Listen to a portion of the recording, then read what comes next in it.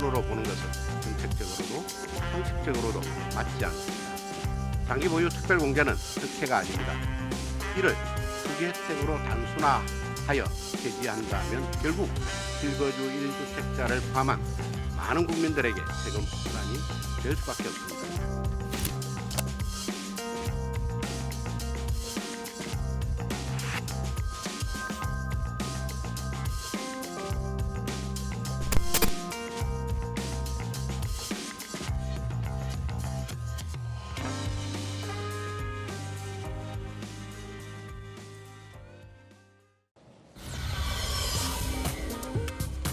이재명 대통령이 언급했던 이 장특공, 당이 선거를 앞두고 선을 그었습니다.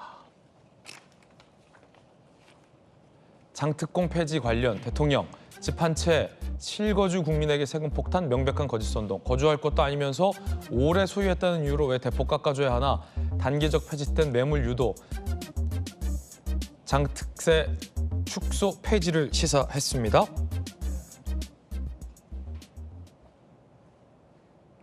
자, 선거를 앞두고 여당에서는 이 장특공 폐지에 선을 긋고 있습니다. 당에서는 세제 개편을 전혀 검토한 바가 없다는 겁니다.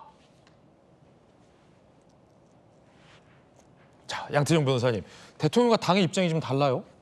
아니, 다르다고 볼 수는 없고요. 네. 사실 이제 지금 이제 장특공, 장기 보유 이제 특별공제 같은 경우에는 크게 이제 소유한 기간에 따라서 최대 40%까지 공제를 해주고, 또 별도로 실제 거주한 기간에 따라서 40% 공제를 해줘서 합해서 50, 80%까지 공제해주는 제도인데요. 그러니까 대통령께서 지적하신 거는 실거주자가 공제받는 거에 대해서 문제 삼는 게 아니라 거주하지 않으면서도 단지 소유했다는 이유만으로 40% 가까이 이제 공제를 받는 게 적합한 것이냐, 그게 결국 투기를 조장하는 것이 아니냐, 이제 그 부분에 대해서 이제 지적을 하신 걸로 보이고, 사실 그 부분은 저는 일리가 있다고 봅니다. 왜냐하면 사실 저 장특공 자체가 실제 자기 집에서, 내 집에서 내가 오래 산 사람들한테 나중에 양도했을 때 그 세금을 감면해 주는 제도인데, 그게 아니라 실제 살지도 않는 사람한테도 일부 혜택을 가는 거를 지적하신 거기 때문에 지금 뭐 당의 입장과 뭐 대통령 입장이 다르다고 볼 수는 없고요. 근데 뭐 어차피 이거는 지방선거 이후에 더 많은 논의를 거쳐서 아마 개정 작업이 있어야 될 부분이기 때문에 지금 지방선거와는 직접 관련은 없다고 보입니다. 그러면 폐지를 하겠다는 겁니까? 안 하겠다는 겁니까? 개선을 할 필요는 있다라고 대통령께서 의제를 던진 거고, 근데 그건 이제 실제로는 국회에서 결정을 해야 될 문제인 거죠. 아마 이제 입법의 문제니까, 그리고 이제 법을 개정해야 될 문제이기 때문에 대통령께서는 당연히 저런 아이디어나 저런 논제를 던질 수 있다고 봅니다. 네. 자, 강준현 수석 대변인, 어떻게 완전히 폐지하나? 정당하게 보유한 분에게는 세부담 없어야 된다. 당에서는 세제 개편 전혀 검토한 바가 없다. A 의원, 1주택 장기 실거주자들의 반발이 거셀 텐데 폐지 안 돼. 선거에도 영향이 우려된다. 당과 지금 대통령실 사이에 뭔가 좀 이견이 있는 것은 아니다, 이 말씀이시군요. 그렇죠. 장기 실거주자에 대해서 대통령이 지적하신 게 아닙니다. 이제 1주택 장기 보유자, 실거주는 안 하는 보유자에 대한 부분을 문제 삼은 거기 때문에 좀 배치된다고 생각하지는 않습니다. 네, 김호사 변호사님. 아니, 대통령이 지금 법 규정을 잘 알고 계신지 모르고 계신지 잘 모르겠어요.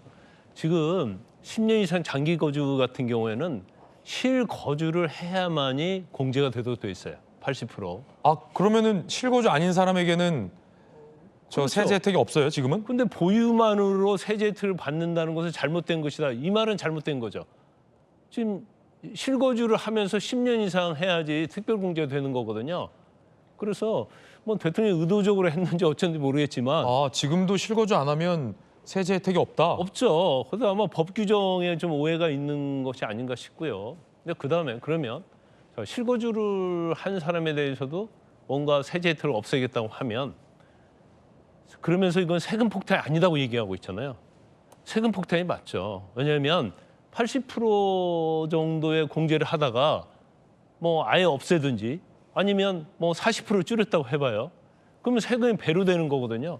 그러면 12억 정도가 보통 서울의 이제 평균 집값인데, 그럼 12억 있는 사람이 20년 전에 한 2억 주고 집 샀는데, 그러면 10억이 어떻게 보면 이득 아닙니까? 그럼 그전에 80% 공제 받았으니까 예를 들어가지고 한 1,000만 원, 2천만 원 냈다고 봐요. 근데 이게 40% 준다든지 아예 없어지면 이거 억 단위로 올라가거든요. 그러면 한 1, 2천만 원 내다가 억 단위로 올라가면 이거 세금 폭탄이에요, 아니에요? 세금 폭탄 맞죠. 그래서 이건 부인할 건 아니고, 그다음에 이제 1주택 거주자에 있어서 저걸 폐지하게 되면 엄청난 문제점이 있어요. 어떤 문제점이냐면 우리가 보통 집을 살고 있는데 다 좀 더 평수 늘려서 가고 싶은 사람도 있어요. 그다음에 소위 인기가 있는 지역, 지하철이랄지 학군 좋은 데로 이사 가고 싶은 사람들이 있잖아요. 그런데 12억짜리 아파트를 살고 있어요. 평균 시가. 근데 여기에서 집을 팔았어요. 나는 10년 살았습니다. 그런데 12억짜리 아파트를 팔았는데 세금을 공제하니까 10억밖에 안 돼요. 예를 들어서. 아마 10억도 안 될 거예요. 그러면 자기가 가고 싶은 곳 12억짜리 아파트를 살 수 없는 거예요. 그러면 사실은 자기가 살고 싶은 같은 가격대의 거주 이전을 할 수가 없는 거죠. 자기 돈 2억을 더 보태내야 하는 겁니다. 이런 상황이 나오기 때문에 이걸 단순히 SNS에다가 이건 뭐 문제가 없고 세금 폭탄도 아니고 이건 불합리하다 그게 아니고 이게 어떤 세금에 관한 것이 문재인 정부 들어서 가지고 거의 난수표가 됐어요. 세무사들할지 회계사들도 이해하지 못할 정도의 얽히고 설켜 있는 거거든요. 네. 그래서 이걸 그냥 할 게 아니고 장기적으로 어떻게 할 것인가를 해야 하는데 이걸 뭐 대통령이 한 말씀 했다고 그래서 이것 가지고 계속 논란이 되는 것은 제가 볼 때는 뭐 문제가 있다 이렇게 봅니다. 대통령 바로 한번 들어보시죠. 자기가 살지도 않으면서 투기용으로 또는 투자용으로 오랫동안 가지고 있다고 왜 세금 깎아줍니까? 여러분 동의되세요? 주식 같으면은 그 생산재 금융에 도움이 되니까 장기 보유에 대해서 혜택 주는 거는 고려할 만한데 투기용 부동산을 오래 가지고 있다고 세금을 깎아준다? 그거 좀 이상한 것 같아요. 그러나 뭐 내가 오래 살았다. 이건 보호해줘야 되겠지. 집이 하나인데. 양 변호사님. 그러니까 김강삼 변호사님 말씀대로 이제 최대 80% 공제를 받으려면 거주도 하고 보유도 해야 되지만 거주하지 않고 보유만 하더라도 최대한 30%까지는 공제가 되는 제도가 있습니다. 아, 그렇군요. 그러니까 거주하지 않고 보유만 했을 때 공제 혜택이 있다. 네, 그러니까 대통령이 말씀하신 부분은 그러면 실거주하는 국민들은 해당이 안 된다 이 말씀이시군요. 실거주하는 자기 집에 자기가 1주택 갖고 거주하는 국민들에게 세금 물려야 된다는 말씀은 아니고 다만 거주하지 않고도 일정 부분 공제가 되는 부분에 대해서는 좀 개정해야 되지 않을까 아마 그 말씀을 하신 걸로 보입니다. 당에서는 당장 뭐 개편할 생각은 없다. 그럼 아직 그럴 계획은 없는 걸로 알고 있습니다. 근데 네. 지금 문제가 되는 것이 장기 특별공제예요. 장기 특별공제는 실거주를 해야 하는 거거든요. 양태정 변호사님이 말하는 것은 장기 특별공주가 아닙니다. 일종의. 그럼 뭡니까, 왜냐하면 그건? 단기적인 거죠. 단기적.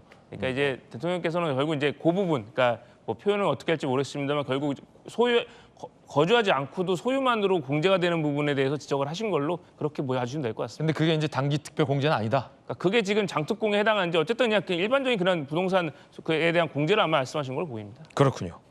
양측의 이견까지 전해드렸습니다. 하피뿔까지 전해드렸습니다.